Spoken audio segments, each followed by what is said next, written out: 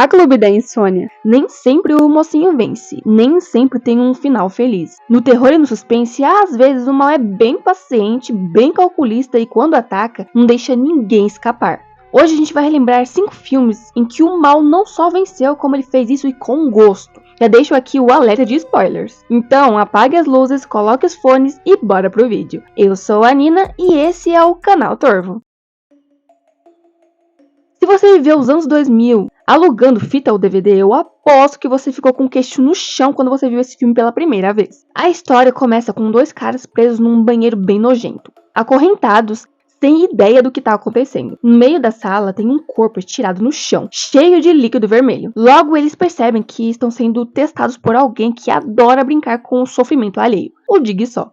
Um vilão que se acha o professor da vida, desses que acreditam que o sofrimento é uma forma de evolução. Mas na real ele é só um psicopata mesmo, com bastante tempo livre e muito talento para armadilhas bizarras. Enquanto os dois tentam entender por que foram parar ali, o tempo vai passando, o clima vai pesando e a tensão chega num nível que dá vontade de assistir com as mãos nos olhos. E aí, quando finalmente rola a virada e parece que o pesadelo vai acabar, bum! O corpo que estava lá deitado no meio da sala o tempo todo levanta. Era o próprio Dig Só, o cara por trás de tudo. Ele estava ali o tempo inteiro, só observando e escutando tudo, fingindo ali que estava morto. Puro psicopata mesmo. A última fala dele arrepia até hoje. Algumas pessoas são tão ingratas por estarem vivas, mas não você. Nunca mais. Fim de jogo. A Sarah já começa o filme bem na lama. Ela tá completamente destruída por dentro porque ela perdeu o marido e a filha em um acidente horrível. Só que um ano depois, as amigas resolvem dar aquela força. E como toda boa ideia de filme de terror, elas decidem enfiar ela numa aventura bem radical. Descer numa caverna isolada e no meio do nada.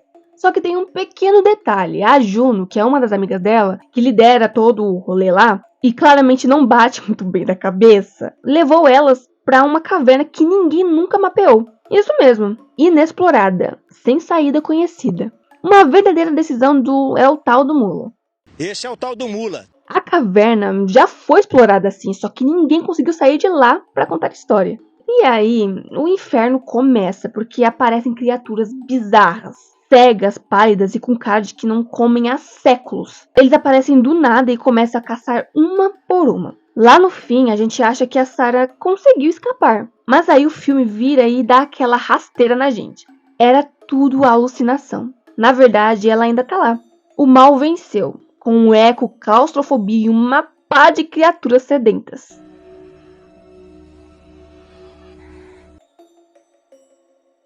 No segundo filme, a gente descobre que a Sarah até conseguiu escapar daquela caverna infernal. Mas aí a coitada tá sem memória.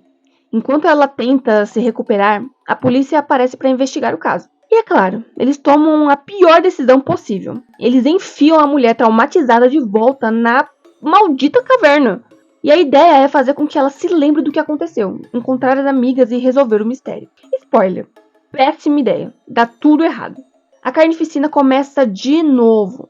Mas desta vez a Sarah decide se sacrificar para salvar uma das oficiais. A policial até consegue sair. Só que aí entra em cena o morador velhote que apareceu lá no início do filme para colocar o pessoal todo dentro da caverna. Ele simplesmente apunhala a mulher e joga o corpo dela de volta na entrada da caverna, como se ela fosse um delivery para os monstros.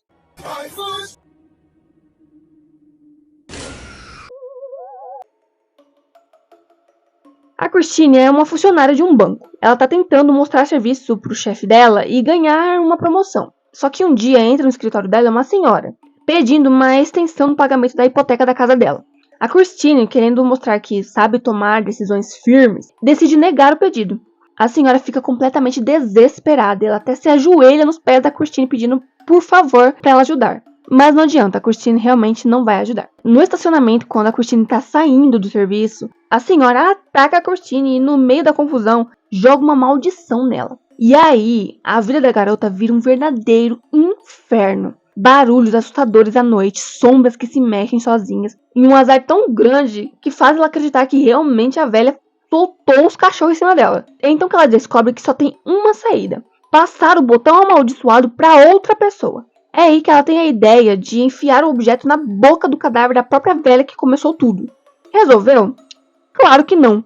No momento mais tenso, a Christine percebe que trocou os objetos errados e que ainda tacou o botão. Antes dela reagir, tem a cena que faz jus ao nome do filme, porque o chão se abre e ela é arrastada literalmente pro inferno, gritando e se debatendo.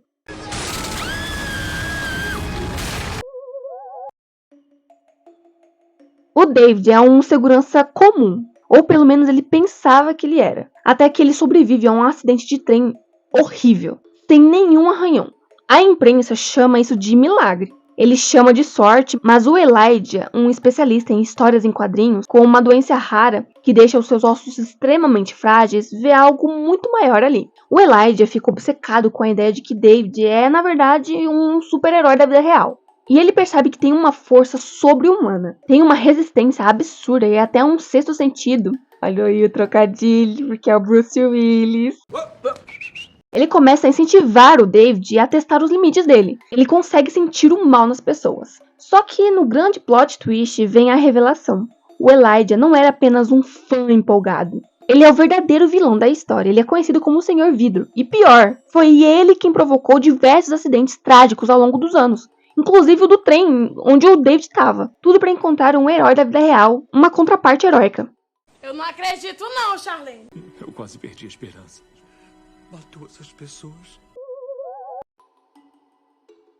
Tudo começa com a morte da matriarca da família Graham. A filha Annie sente um peso estranho com a perda da mãe. Não exatamente tristeza, mas uma inquietação que ela não sabe explicar direito. A família parece que está conseguindo seguir em frente, só que aí começam a acontecer tragédias, como se algo estivesse determinado a destruir todos eles. O momento mais chocante é quando a Charlie, a filha mais nova, sofre um acidente completamente inesperado e brutal.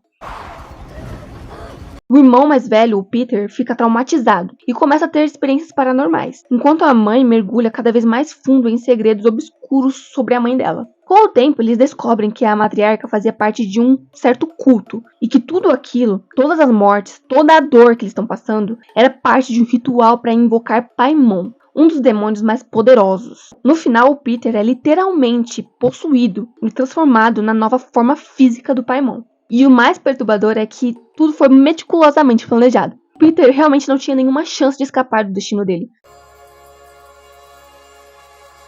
E aí, você lembrava que esses filmes não acabavam nada bem?